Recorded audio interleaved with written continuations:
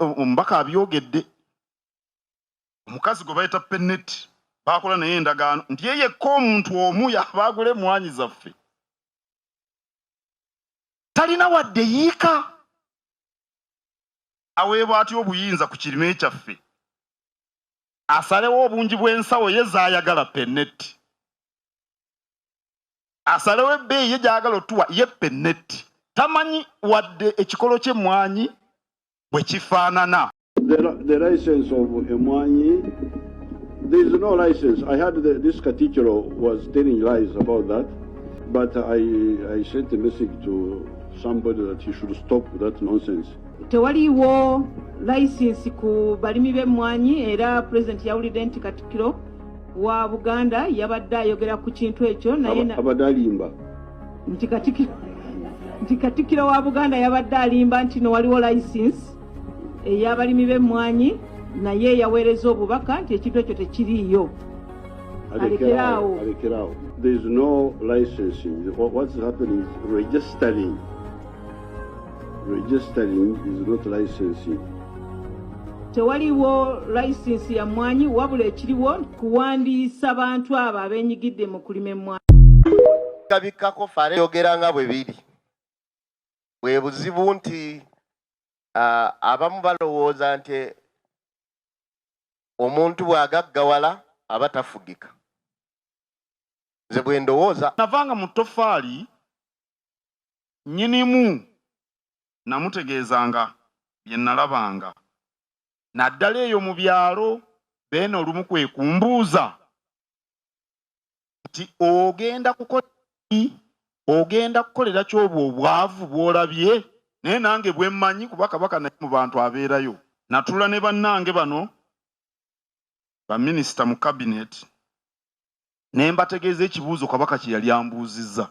Twasalawo tuddemu tulime emmwanyi kaweefube ne tumutuuma ky'emmwanyi terimba. Abagamba nti UCDA etwala ssente nnyingi ezimazeeko yeetukubye obwavu mu Uganda era eveewo so tebagivujjirira kimala. Emabegaawo era gavumenti nga terina gwe yeebuuzizzaako yava mu kibiina ekigatta abalima emmwanyi International Coffee Organization.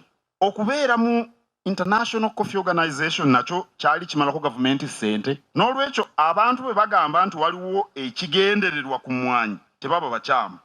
Gw'ate abaffe kambuuze awatali muliro wayinza okubaawo omukka. Sipiika omukyala Anita Mong yawuliddwa ng'ayogera n'ebintu bye tutaategedde ebifaanana okubonereza Abaganda. Gw'ate etteeka lyabadde ly'Abaganda alyoka ayogere ku Baganda.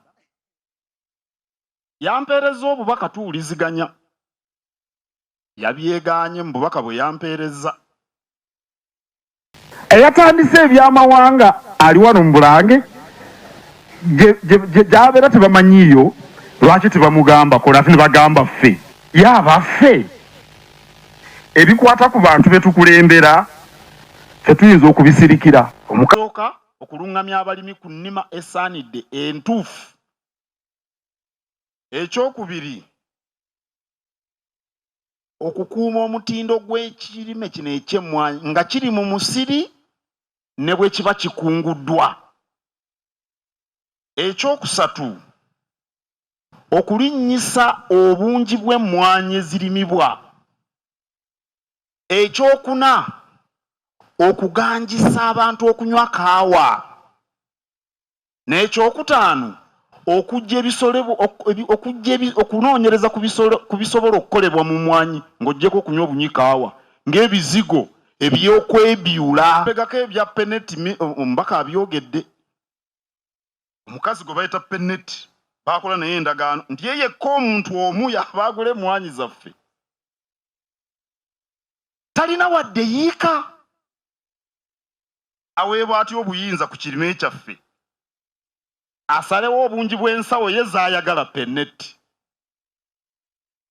Asalewo ebbeeyi ye gy'ayagala otuwa ye Pennet. Tamanyi wadde ekikolo ky'emmwanyi bwe kifaanana. The license of emwanyi, there is no license. I heard that this Katikiro was telling lies, but I sent a message to somebody that he should stop that nonsense. Tewaliwo license ku balimi b'emmwanyi era President yawulidde nti Katikiro wa Buganda yabadde ayogera ku kintu ekyo naye abadde alimba nti Katikiro wa Buganda yabadde alimba nti no waliwo license ey'abalimi b'emmwanyi naye yaweereza obubaka nti ekintu ekyo tekiriiyo. Alekerawo. There is no licensing. What's happening is registering. Registering is not licensing. Tewaliwo license ya mmwanyi wabula ekiriwo kuwandiisa bantu abo abeenyigidde mu kulima. She had no idea about coffee. It is not her. She had no idea about coffee. How? How can we accept this? And I call myself president, I call... Abantu banji bwe batyo. Mu Uganda eno tewali mulimu okukolebwa bantu bangi ng'ogw'emmwanyi. If you want to add value, I will support you. But if you want to be a slave, I will not support you. Nze siwagarangako abagala obuddu for Africa. Instead of attacking the savior or your anatasa, if you are genuine, join the liberation effort. We are here. I will meet all those in the coffee. After my country, I'm going up country in a few days. When I come back, I will call all of you, say, because you have seen the Kibaro now. $460 billion.